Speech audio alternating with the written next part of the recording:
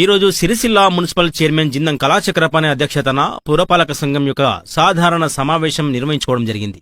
ఈ సమావేశంలో ప్రజల సంక్షేమం కోసం ఆలోచించి కార్మిక క్షేత్రమైన సిరిసిల్లాలో 101 రూపాయలకే దహన సంస్కారాలు చేసుకునేందుకు మున్సిపల్ కౌన్సిల్ చర్చించి నిర్ణయం తీసుకోవడం జరిగిందన్నారు. ఈ దహన సంస్కారాలు 1/9/2024 నుండి అమలవుతుందన్నారు.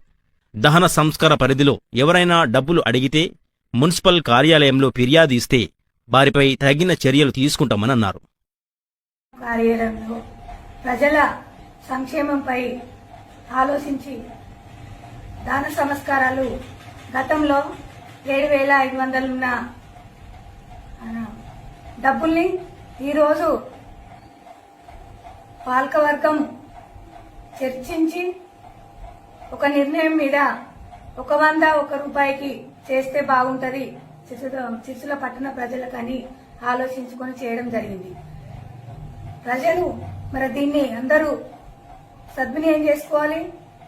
వైకుంఠ రథానికి గాని కట్టెలు పేర్చే వాళ్ళకి గాని కట్టెలకు గాని వాటర్ సప్లైకి గాని ఎవరు గాని ఎలాంటి డబ్బులు అడిగితే పురపాలక సంఘానికి ఫిర్యాదు చేస్తే మేము తగిన చర్య తీసుకొని కూడా అన్ని సహకారాలు పురపాలక సంఘం తరపునే అందిస్తాయని కోరుకుంటున్నాం.